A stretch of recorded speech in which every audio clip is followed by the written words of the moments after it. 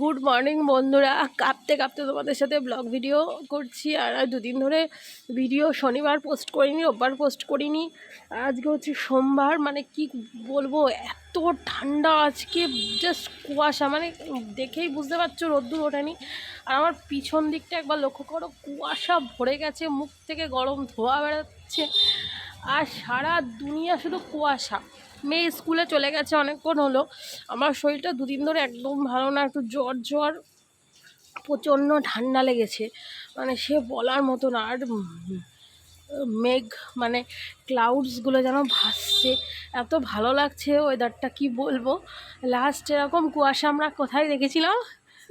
সিকিমে দেখেছিলাম এরকম কুয়াশা, সেই কুয়াশা। ওপরে গিয়ে তোমাদেরকে দেখাবো। আমার আর ইচ্ছা করছে না, মানে কি বলবো, এতটা ঠান্ডা লেগেছে। আমার গলা শুনে হয়তো তোমরা বুঝতে পারছো। তার মধ্যে বিড়াল কি উৎপাত করছে আজকে, দুদিন ধরে এখানে টয়লেট করছে, ওই জুতার বাস্কের ওখানে টয়লেট করছে। আজকে বারান্দায় কি করেছে জানো, আমার বর দেখেছে, দেখে তার মানে আমরা সবাই পাড়িয়ে পুড়িয়ে একাকার করতাম। এত অসভ্য, এত নোংরা করে রেখে গেছে বিড়ালে। তুমি কিন্তু আজকেই ব্যবস্থা করো। হ্যাঁ, এরকম করে করে আর লাগাচ্ছ না, প্রত্যেক দিন ইগনোর করছো। আর ওই ওই আজকে দেখো ওরকম কাণ্ডে, এই তখন তোমাকেই সেই ঠান্ডার মধ্যে এগুলো পরিষ্কার করতে হবে। যা ঠান্ডা, মানে কি বলবো।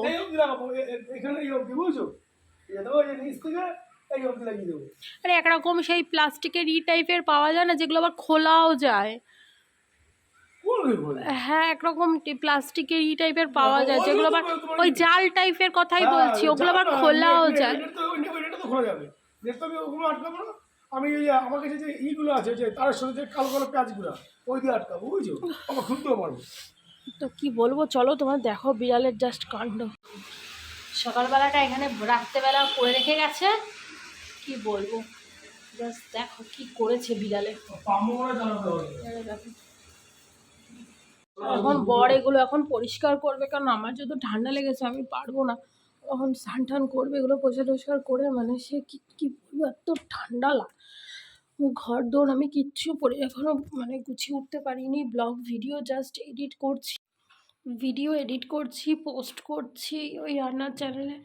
তো ওখানেও কদিন ধরে ভিডিও দিতে পারছি না, মানে শরীরটা তো খুব খারাপ না, ওর জন্যই আর কি কিছু পারছি না, কিছু করতে কিছু ইচ্ছা করছে না, আর প্রচণ্ড ঠান্ডা লাগছে। এখন এই ঘরদোরগুলো গোছাবো, আগে ভিডিও এডিট করে নিই, তারপরে ঘরদোর সব সমস্ত কিছু গুছিয়ে তারপর তোমাদের সাথে বাকি কিছুই শেয়ার করছি। যেহেতু শরীরটা খুবই খারাপ, তো তার জন্য ভাবলাম যে আগে ঘরের কাজটা সেরে নিই, তারপরে স্নানটা করে এসে রান্নাবান্নাটা সারবো।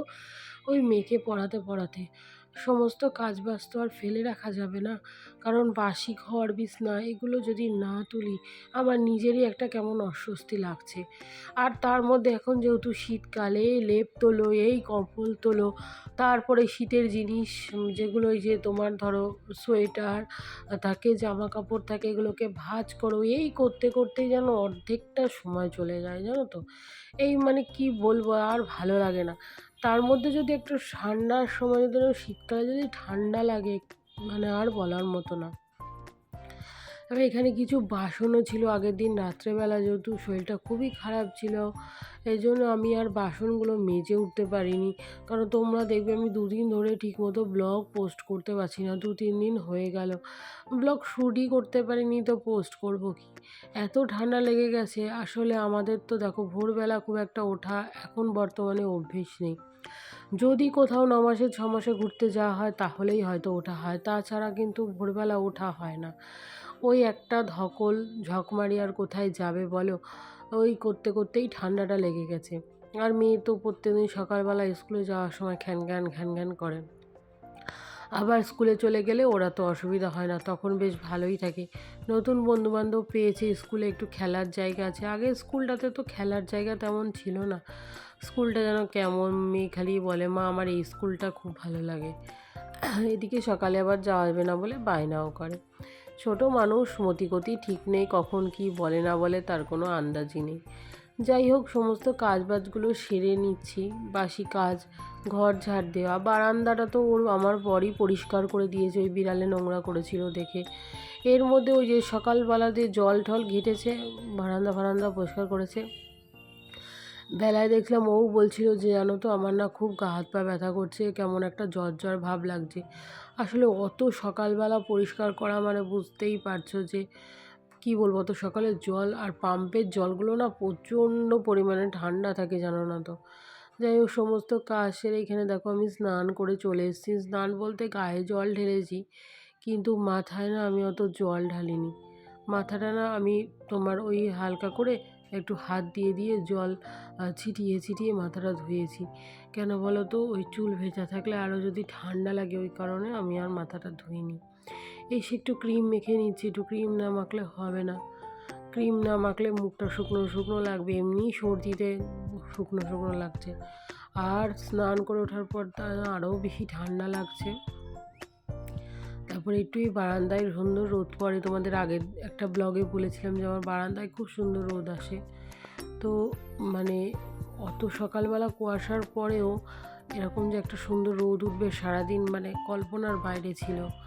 এখানে এখন আমি এখানে ওই দাঁড়িয়ে দাঁড়িয়ে কফি করেছিল, একটু দুধ ছিল ফ্রিজে, তাই একটু কফি খেয়ে নিলাম। খুব চা চা করতে মনটা চাইছিল। তারপরে বানিয়েছিলাম সকালের টিফিন, দুটো আটা ছিল মাখা, দুগোল্লা মতো, মেয়ের একটা রুটি আমার একটা রুটি, আর বরকে করে দিয়েছিলাম হচ্ছে পাউরুটি। পাউরুটি ছিল, আর রুটি দিয়ে খাওয়ার জন্য করেছিলাম ওই বেগুনটা আর টমেটোটাকে ভেজেছিলাম, ভেজে ওটাকে সুন্দর করে রসুন দিয়ে কাঁচা লঙ্কা ধনেপাতা দিয়ে মাখা করেছিলাম, মানে ঝাল ঝাল করে। খুব ঝাল ঝাল খেতে ইচ্ছা করছে, কারণ মুখে তো কোনো রুচি নেই। তো আমার দারুণ লাগছিল খেতে।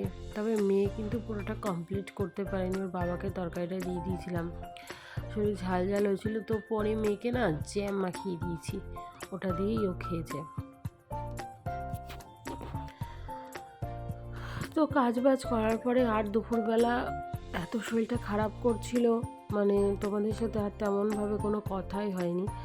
আবার তোমরা আমাকে দেখতে পাবে হচ্ছে সেই বিকেলের ব্লগে। তো চলো দেখতে থাকো।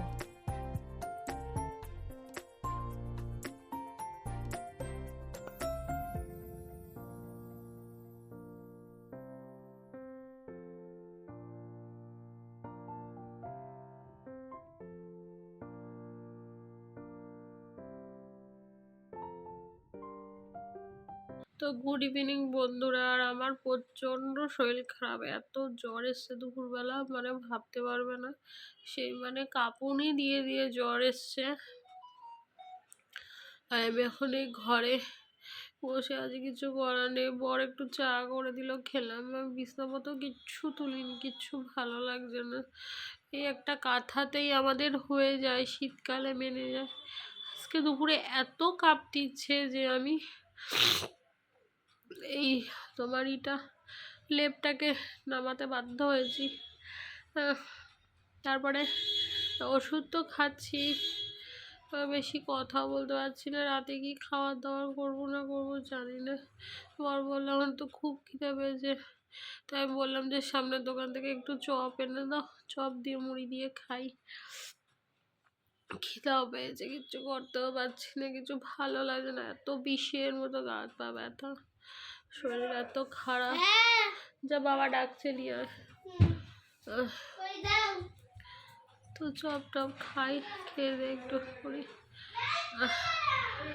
শরীর দিচ্ছে না, নাকটা পুরো বন্ধ, ড্রপ না দিলে আর নাক খুলছে না, এত অবস্থা খারাপ, এত কষ্ট হচ্ছে সে কি বলবো। ওই খেয়ে নি, খুব খিদা পেয়েছে।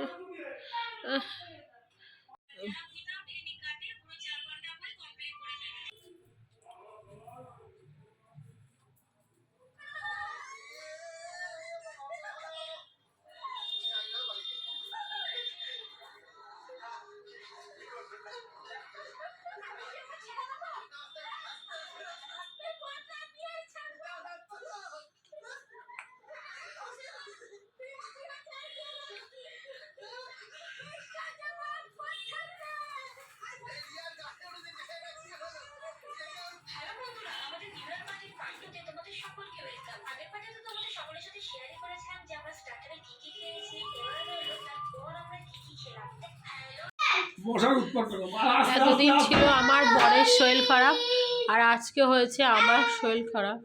মানে কি বলবো, ঘরের মধ্যে যেন শরীর খারাপই যাচ্ছে না। উফ, এইমাত্র খাইলাম দুপুর রাতের খাবার। আজকে বিরিয়ানি অর্ডার করেছিলাম, কিছু স্বাদ পেলাম না, মানে কেমন খেতে, মুখ পুরো দিতা হয়ে গেছে আমার হট করে, কিছু স্বাদ পাইনি। আমার সত্যি কথা ভিডিও করতে একদম ইচ্ছা করছে না, তো শরীরটা খারাপ লাগছে। তো এখন একটু বসে আছি, একটু বসে একটু ওষুধ খাবো, খেতে তারপর শোবো, কারণ কালকে আবার সকালে মেয়ের স্কুল আছে, 5:30টায় উঠতে হবে। তো চলো,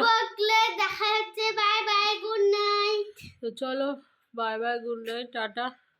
সবাই ভালো থেকো, সুস্থ থেকো, কারণ ওয়েদারে সবার শরীর খারাপ হচ্ছে। খুব সুস্থ থেকো, খুব সাবধানে থেকো। আবার দেখা হবে নেক্সট ব্লগে। টাটা।